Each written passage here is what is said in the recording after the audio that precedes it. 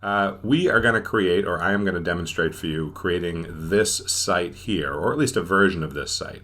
This here is Dave's Delectable Donuts. And then, so this was my redo of an existing website. And of course, if you remember from last video, which you probably just watched, we created a file folder for the Delectable Donut people. And so we have a production folder which has our logo, our lorem ipsum, our style guide, our wireframes, and all of our images. And then while you guys were gone, I took all my images and I optimized them in Photoshop and put them under the site folder, under that images folder, and so here they are here. Now what I did for all of them is I decided to format all of them as squares so they can be used in any format, vertical or horizontal. And of course I turned them into web-ready JPEGs set at a high web resolution, and they're each 1,000 pixels by 1,000 pixels. So they are big enough that they can look really good on the website, but small enough that they can load really fast. Remember to read that article that I linked in the last video about optimizing your images for the web. The only other thing is I did is I took this picture here, the original version of this, and I created sort of a banner graphic that I can use here because I know I wanted to use it in my header, which is just a sliver of that photo in its sort of out of focus blurred area. Now you can blur your own photos, of course, in Photoshop. That's easy. But what I like about this photo is that it has a really strong depth of field. So the donuts in the front are in focus and then they get more and more out of focus. So I just took a chunk from the back that was already out of focus photographically so I can use that in the header, and you can see it here in this version. All right, so I'm going to start a new document and we'll sort of go from there. So let's shut this down. And then this brings us back to the XD start page. I'm going to minimize a few things in the background here. And we'll go from there. We're going to need our photos, so I'll keep this open. I have Illustrator open in the background, which has my style guide with all my colors and my fonts and everything else. And then I even have access to just the logo directly, as well as my wireframes that we looked at. We're going to need all these. Now let's go into XD, and we are designing this at 1920 by 1080.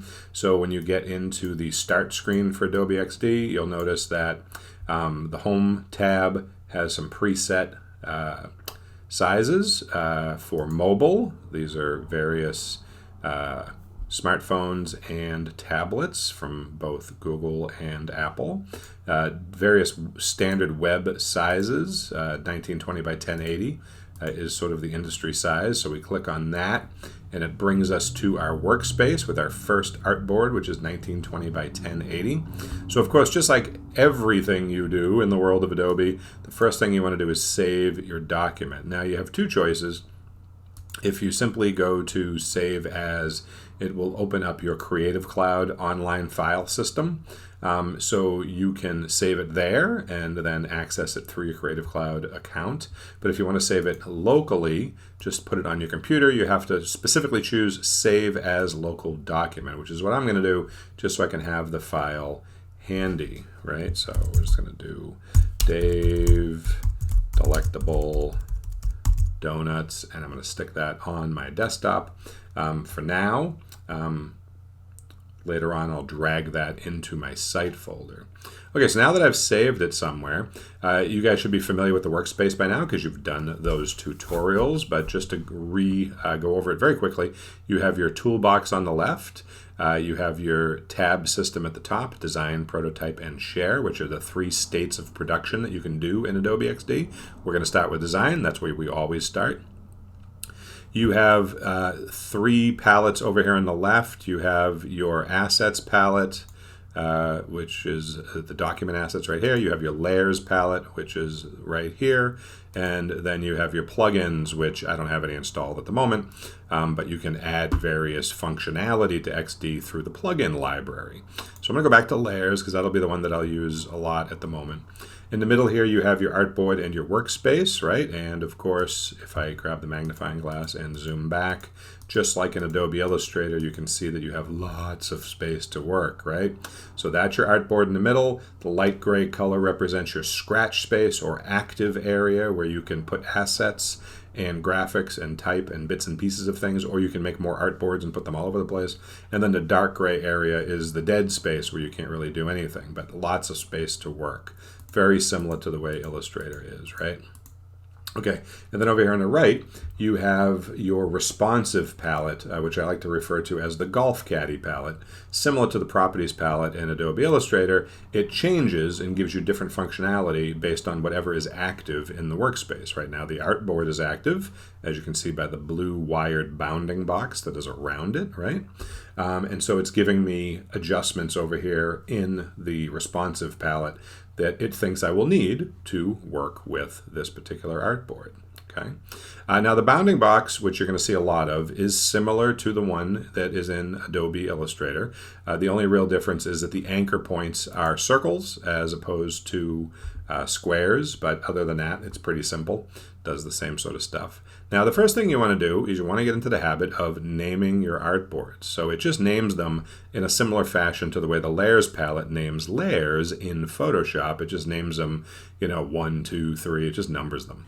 So here we have Web 1921, which is pretty nondescript, right? So the first one you're designing, you want to name Homepage. A simple double click on the name of the artboard, and you can name it Homepage, and then hit return. You can also rename things over here in the Layers palette by double-clicking on the name there, just like you would in any of the Layers palettes and any of the Adobe products. You can rename things there too. Now, I know the Adobe products are known for having very complex menu systems, toolboxes, redundant tasks, etc., etc. Because Adobe XD is a newer piece of software, it actually has more in common with other more simpler programs like Adobe Spark than it does with, say, Adobe Photoshop, which is very complex. Adobe Illustrator has taken some steps towards simplifying the workflow by introducing the responsive properties palette, but they also didn't subtract a lot of the functionality, so it can be a little confusing. The functionality in XD is just what you need it to be to get the job done. So if you want to pull down some guides, if you hover over the top section of your artboard, you'll see that your arrow turns from a single arrow to a double-sided arrow, which allows you to click and drag down some guides. And notice that as I'm dragging out a guide that the smart guides turn on. You remember smart guides? They exist in Photoshop and Illustrator. These are sort of purple and green and dotted lines that basically give you immediate feedback information in terms of where things are. So you can see that the purple line along the side here is telling me how far from the top on the y-axis, remember y-axis is vertical, up and down, that I am. And then at the bottom is the remainder of the size of the whole document. And then of course you can see the guide and it's showing me where I am, etc., etc. And then you can drop it off. If I don't want the guide, I can just simply drag it off screen. If you would like a vertical guide, you hover over the left side of the artboard and do the same thing. So pretty straightforward, which is great. Another thing is if you want the artboard itself to be active, simply click on it. But right now it's an empty artboard. There's no assets on here. So once you get some graphics and stuff on here, you're better off just clicking the name of the artboard and that will activate it as well. And it's an easier click. It's a cleaner click. Notice over here in the responsive palette that again, like I said, it gives you some adjustments that are pertinent to what you're doing. You can change the orientation of the artboard from horizontal to vertical. You can change the size by simply clicking in different numerical values. You can lock the ratio by turning on the lock. So if I do change one of the sizes, it'll change the other one accordingly, and so on and so forth. You can adjust how it scrolls. So it's set by default at vertical scrolling, but you can also have no scroll. You can shut off the scrolling if you would like. Now, I usually just leave this alone because the only time scrolling really engages is if you lengthen the size of the artboard by grabbing the anchor point at the bottom and clicking and dragging it downwards. Now in doing that, you'll see that this dotted line has appeared. And what that is showing me is the bottom of the original measurement of the page, right? And anything above that is considered above the fold, meaning that's what would be visible when you land on the home page in any web browser. And anything below that would be scrollable space, right? So you want to essentially leave it as is if you want a page-to-page website, or if you want a scrolling website, you click and drag downwards, and then that creates the scrolling space for as long as you would like that to be. But as long as you are up against the dotted line, then it's a single page site. All of the interactions in XD are magnetic, meaning that if I get close to something, it snaps into place like that, so that you know that you're exactly in the right spot. So take advantage of that. It's part of the smart guide situation. Also over here on the right, I could add some color to the artboard if I knew I wanted a background color for my website. If I didn't want it to be white, I can simply go to Appearance, go to Fill, and then fill that in. Notice that the appearance adjusters in XD have multiple steps. First, you have to check it to turn it on. So like there is a fill, right? So if I uncheck it, there's no fill. It doesn't exist. But if I check it, then it has a fill color. Then you go to the color box, and that opens up the color picker. You'll notice that this color picker is decidedly less complicated than the color picker in Photoshop and Illustrator, which has a variety of inputs. Here, we simply have the color wheel as represented by this vertical color wheel here, right? Just like the one you would see in Illustrator. Allows you to go from red all the way back to red through all the colors in the color wheel. It has the light and dark Munsell color model over here, where I can add light or I can add darkness to a given color just by dragging it around. It has a hexadecimal code input bar, so if I had a specific hexadecimal code that I wanted, 336699, I could just do that, one of my favorite hexadecimal code colors. Or if I wanted to put in a measurement other than hexadecimal code, if I wanted to put in an RGB formula, I can switch the unit of measure to RGB and put those numerical values in, or HSB, and I can go with that. The other thing you can do, of course, is go to this here, which will allow you to adjust sort of the saturation level of the color, right, or the transparency of the color, I should say. And so you can put that in by either putting in a numerical value or by using the slider on the far right, which will add more transparency as you go down until it becomes entirely invisible. So two ways to put that in. But I'm just going to go back and make my artboard white. Most of the time that'll probably be the case, but of course you can do different things. Now next you can turn on a grid if you would like. Again, check it off. And you have two options for grids. You can go with a layout grid, which is a column grid. So you could determine the number of columns you're going to use. So if you designed your wireframe using a column grid, you can replicate that here by choosing the number of columns. So let's say you went with a 4-column grid design. You can change that. You can change the width of the gutter. And I probably shouldn't have to say this, but because we're in web design, obviously every unit of measure here is pixels. Pixels and points, that's all we care about in web design. No inches, no millimeters. We do pixels and points, but mostly pixels. So we could change the gutter width so that the space between each column is wider or more narrow, like that. Put in 40 pixels in between.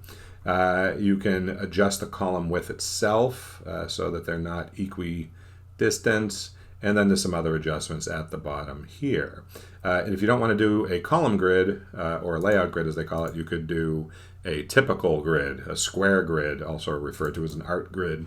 And so you can adjust that as well, talk about how wide each separation is. So like I usually like to set it at say 50 pixels so that I can do everything in measurements of 50, 100, 150, 200, so on and so forth. But another way to do it is to make everything in units of 10, 20, 30, 40, 50. So that also helps as well. So up to you, however you want to do it, whether you're using a grid or not, simply turn it on or off. So those are the major functionality adjustments here for the artboard. Okay, now once we get that going, of course, make sure you save as you go here. We want to essentially go over to our wireframe and replicate that. Now, if your wireframe is done on paper, you're going to have to take some measurements and try to replicate it using simple shapes, rectangles, squares, etc., or dragging out guides in XD to replicate that. However, if you went ahead and made your wireframe like I did here in Adobe Illustrator, then this is where we can really introduce the idea that Adobe XD, at its heart, while it is a web prototyping tool, it is really a layout tool. And as such, and similar to other layout tools like Adobe InDesign, it really manages to handle a variety of different file types really well. It handles vector graphics, it handles pixel graphics, it handles typography, and it actually does a much better job than even Adobe InDesign of copy-paste, drag and drop, and maintaining the attributes of everything that you either drag onto it or copy-paste into it. What do I mean? Let's demonstrate. So we'll go over to Illustrator. Here is my wireframe, right? And of course my wireframe is made up of a series of rectangles or rounded rectangles in different shades of gray. I have my guides in place. Now if I simply lasso my entire collection of wireframe objects here, select all of them and copy them, and then go over to XD, because my artboard is the exact same size in Illustrator and over here in XD, and then hit paste, it is going to drop in my wireframe pieces perfectly nicely, and I can just center them on the artboard. They are already scaled properly so that they fit within the margin that I determined in my wireframes. So you can see if I go back and forth between Illustrator and XD, looks the same. Now the nice thing is this is not just a flat image that I can design on top of it. You'll see over here in my layers palette, it came in as a group. So it groups them together, puts them in a folder, and then if I click on the folder, it shows me the group. But of course, if I want to, I can ungroup them. All I have to do is right-click on the group and go to Ungroup, and it ungroups them, and now I have all these individual items. So now if I click on it, even though they're all inside the folder, and then I click a couple of times, I can get the header bar, which is known as Path 1, this content cube here, this content cube here, so on and so forth. And if you really want to be super organized and persnickety in your web design, and I totally recommend doing that, organization is tantamount in web design, you can click on each of these and rename them over here. Remember, a lot of times in XD, when you're creating prototypes, you will be sharing this file with your web developer, who will be doing all the complex coding for the website. And so the more organized you are, the easier it is for them to work with your prototype. Even if you're sharing it with other team members for other reasons, it's much more useful to name things and organize things than it is to just let people guess at it. So I can simply name this header, right, because that is the header bar that I created. And this guy down here is the footer, so we'll call that footer. And of course, every time I click on one, it lights up in the layers palette, so it's easy to find, right? And then this here is the big gray rectangle in the back for the main navigation. So I'm just going to call this one nav, and we'll call it nav1, right? Just for some level of organization. And then I have this rectangle here, so we'll call that nav2. And then this guy here we'll call nav3. You know, you're just adding some organization to your stuff. Then this here is a content box, or at least that's what I have in mind for it. That's what I'm thinking. So we'll call that content 1, and then this one here, content 2, and lastly, content 3. And just in a couple of seconds here, you've got it all nice and organized, right? Now, it goes beyond just replicating your wireframe. We're going to be able to use these shapes as actual containers to hold things. So let's talk about that and how we're going to do this. So we'll keep this live and active, and we'll get going from here. Now, I am going to take a look at my folder of images, which I have here. Remember, these are the optimized ones. These are the ones that are ready to rock and roll for web consumption. And I'm specifically going to grab my header image here. Now, similar to InDesign, the content shapes that you create in XD will hold images inside them, right? They won't sit on top. They'll go inside like mats, like masks almost. So all you've got to do is right from your folder. Now, these images have already been optimized. I know they look good. I don't have to do any adjustments to them. I'm going to pick up my header image, and because I already selected the header rectangle at the top here, right, it's active, you can see the bounding box. I'm going to pick up the image from my file collection and drop it in, and watch what happens when I go over it. Boop, turns blue, right? It's just waiting to receive that photo. So when I let it go, it drops the photo inside the rectangle. Now the photo is sized perfectly, so when I double click on it, you don't see any extra photo. But if the photo was bigger, you would see the rest of the photo extending north and south of it, or to the right or the left. So I could make some adjustments. Now, the other thing I can do is, again, click on that, and if I want to resize the box that it lives in, I can just simply grab the anchor point and shrink it down. And so notice that as I'm shrinking it, I'm getting those smart guides popping up that shows me that I'm lining up with things nice and neat. So make sure your stuff's organized. So I'm going to drag it over to here because I'm going to leave this white space over here for the logo. Now, the next thing I want to do is, even though I originally thought I was going to need all of these rectangles for navigation, I would really rather use this space for my logo, and I really don't need all this navigation. So I'm going to double click on this rectangle and shrink it down so I can leave a nice big square space up here for my logo. Now let's go over to the logo, and again, I have that in Illustrator living in my style guide here. So there's my logo, and click it. It's already grouped together. All these items are grouped. So I could drag it over to XD, but I'm just going to copy it. I'm just going to do Command-C, copy it, go back over to XD, and make sure that you have nothing active, right? So click in the gray space so nothing is active, because we don't want to drop the logo into something. I just want to drop it on top of things. So then I'll paste it, and then there's my logo. Now, what's excellent about this is not only does it drop my logo in a beautiful vector format, but if I double click on the logo, it opens it up as a group. See that over here? And then if I keep clicking it, you can see that I can drill down to the individual objects. So if I just want to work on the inside of the donut, I can literally change the color over here if I wanted to and make it a completely different color. Now, I don't want to do that, but you get the idea. So not only does it copy and paste it, but it maintains all of its editability from Illustrator, even down to the font.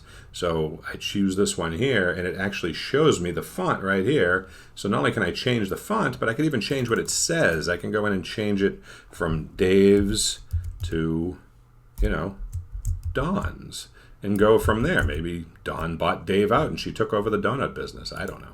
So you get the idea. So not only does it really handle great file type conversion from drag and drop and copy paste, but it keeps them completely editable. And again, once you drop stuff in, make sure you're naming things, right? So this is my logo. It named it Group 7, which is not super useful.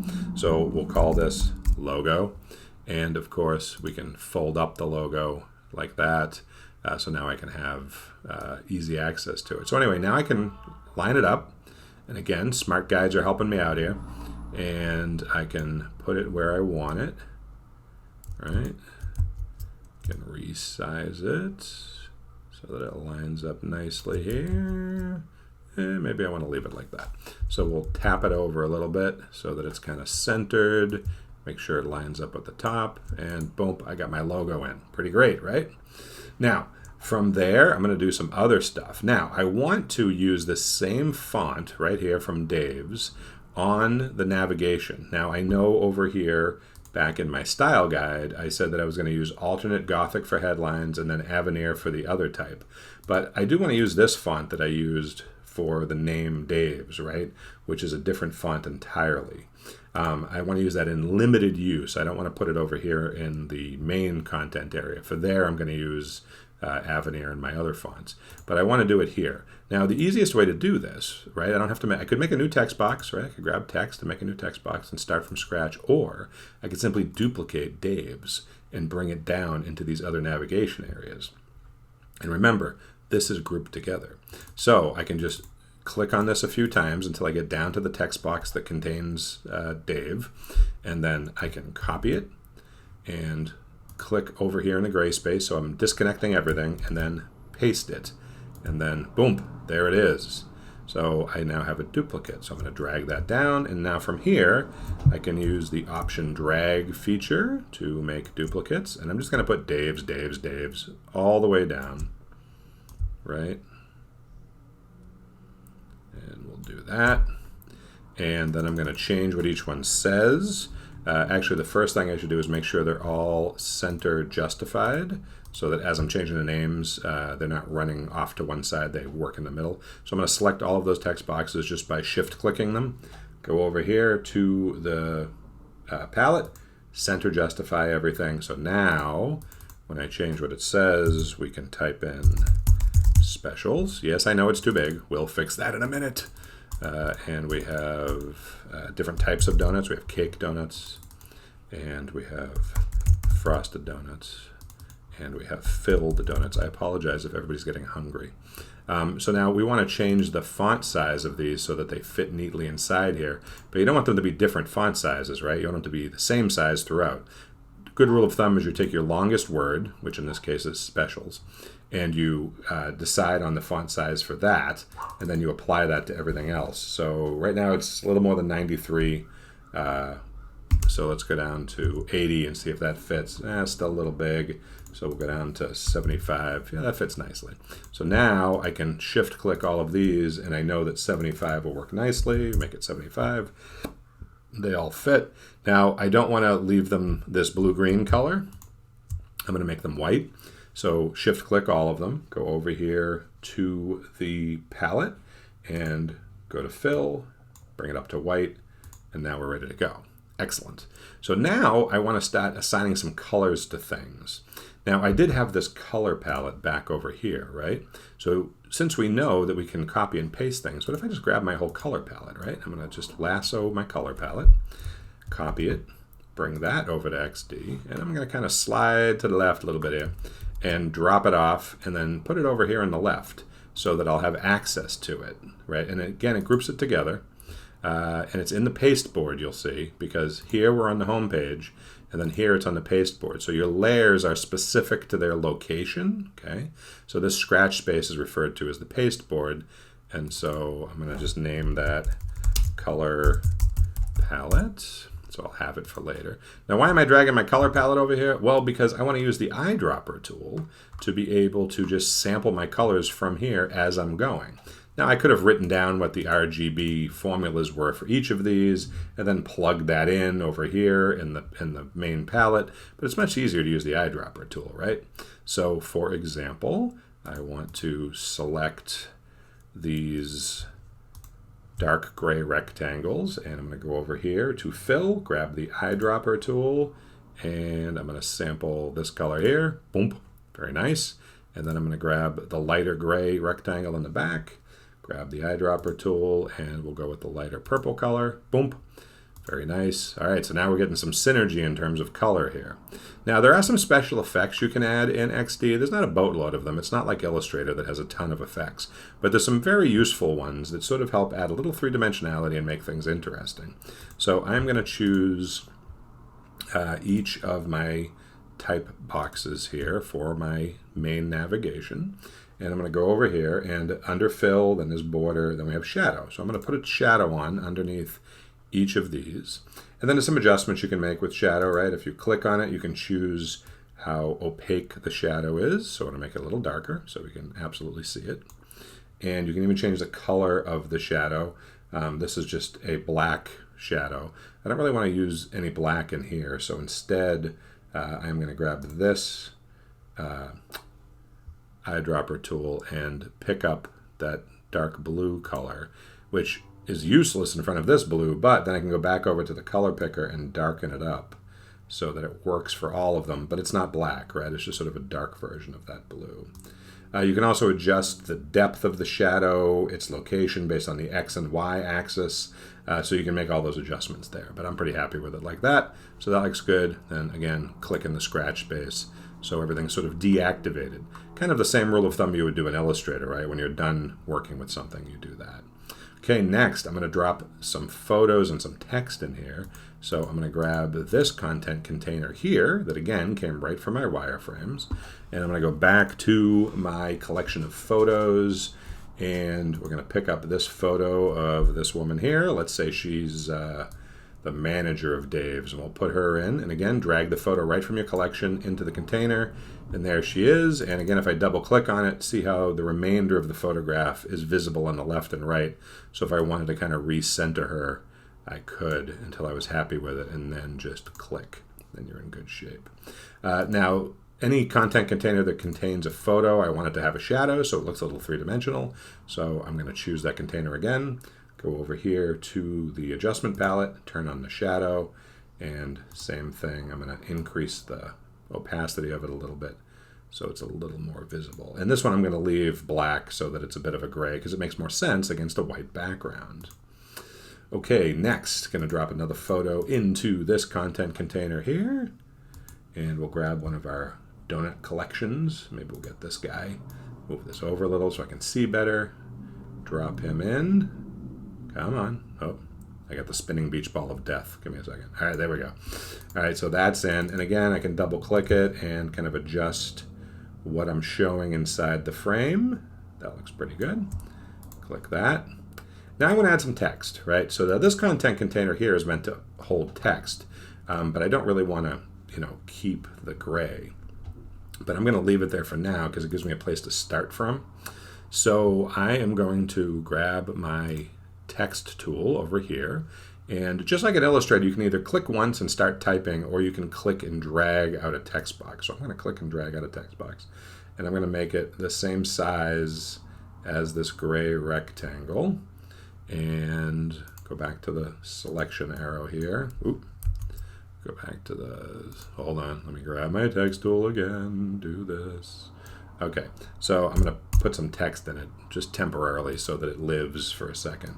And go ahead and drag out the text box so that it's about the same size as the gray content container. I can change it later, of course, but I wanted to eat up about the same space. Now, I put in just a couple of letters so that I could see how big it is. It's too big, right? What it does is XD remembers your last typographic adjustments and then applies them to your next typographic item. So I need to change this. So remember over here in our style guide, I decided for body copy to go with Avenir Book. So we're going to change that to Avenir Book. Go with that. And you can just start typing if you want, and it will find it for you, or you can go to the pull down menu. So there's Avenir and it's black. So I want to change it to Book. And 75 points is way too big, so we're going to make it like 22 points, which is much better for a paragraph on a website. Okay, we'll deal with the color of the font. Next, we'll go from white to something else. So let's grab our eyedropper tool, and I'm going to grab my dark color from my color palette, because that's a good font color for body copy. And we're going to left justify it. Okay, so now that we're ready to rock and roll here, now we can put in the type. Now I could hand type in something, but I have my lorem ipsum over here. So I'm going to go ahead and just grab some lorem ipsum, which is just going to be a placeholder. And we'll copy that and go over here to XD and paste it. And that goes in, and I do have to make some adjustments to it because the leading wasn't adjusted, so we'll do that. Go over here, put in 0. Okay, so now that's better. So that sets it to the default leading. So that looks pretty good, right? And then I'm going to put in a header. So I'm going to go down one line and put in about our donuts.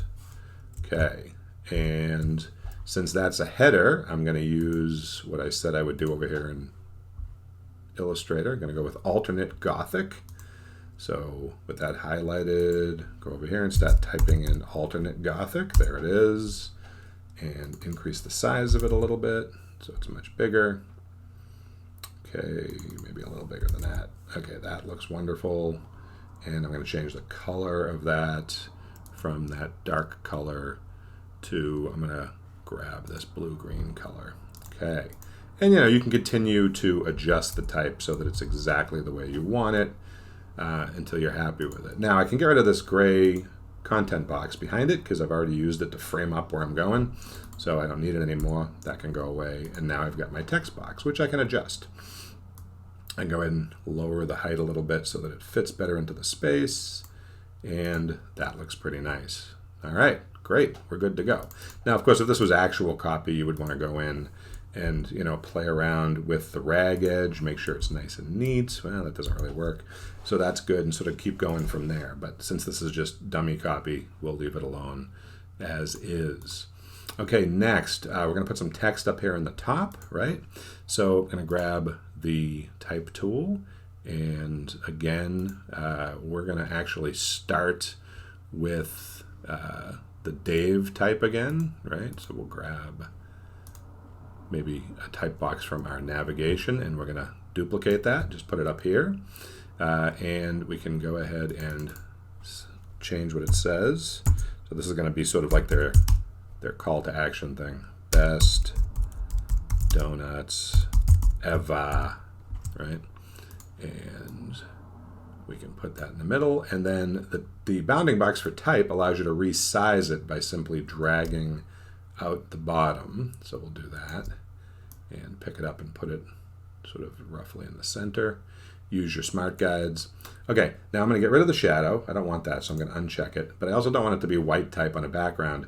So you'll notice over here under Appearance, not only can I change the fill, the border, or the shadow, but I can also add some blending modes. You remember these. They live in the Layers palette in both Illustrator and Photoshop. So same blending modes you're already used to. So I'm going to go with Overlay. I love Overlay. It sort of does a nice job of embedding it into the background. But then I'm going to add a border or a stroke to it. It's funny, in Illustrator they refer to the outline as a stroke, and in XD they refer to it as a border. I do kind of wish they were consistent with their terminology, but they're not.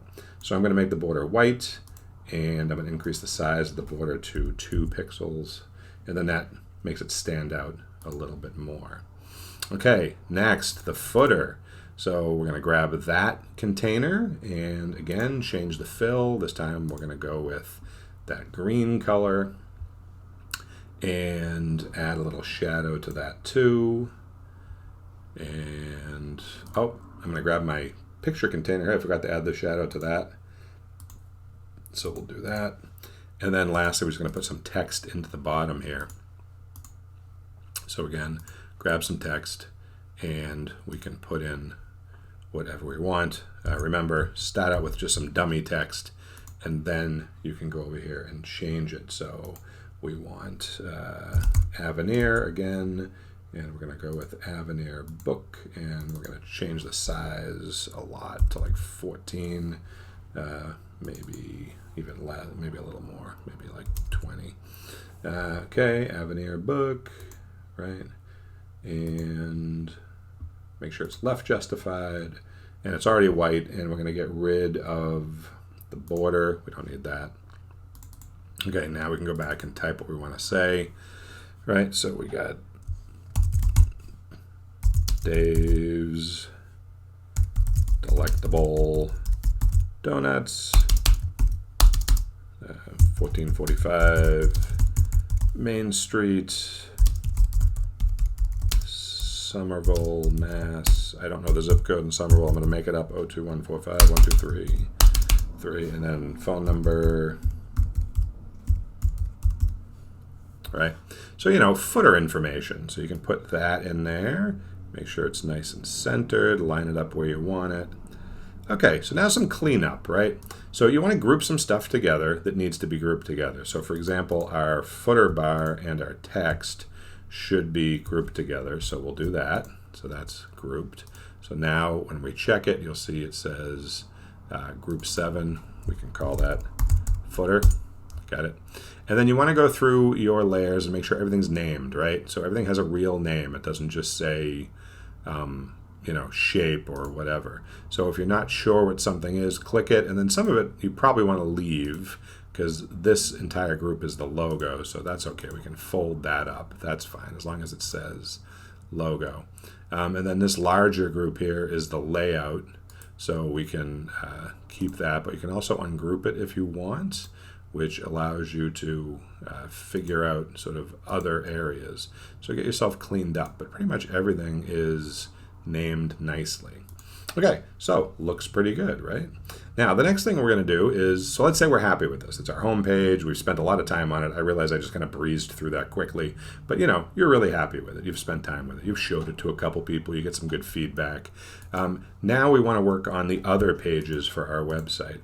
So the easiest way to do that is similar to what we do in Adobe InDesign with creating master pages.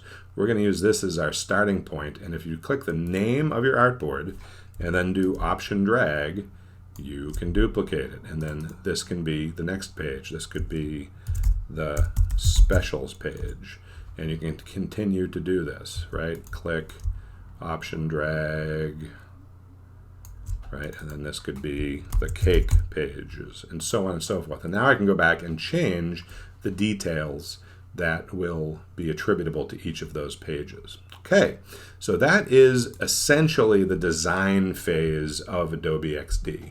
Obviously, your site's going to be very different than mine. This is just a demonstration. But just to show you how versatile Adobe XD is, how well it works with other programs like Adobe Illustrator, and how easy it is to drag and drop files that you've already optimized right into it. Pretty simple, great stuff. Feel free to leave things into the pasteboard or the scratch space. Like I like leaving the color palette out there because I'll use it as I go along. It's easy for eyedroppering things. So now you're going to go ahead and design your pages for your redesigned website. So that's going to take a long time, so get on it. Make sure you give yourself a lot of time to work on it.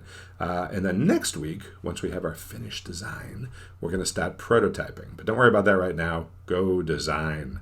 All right, you guys have a great day. I will see you soon.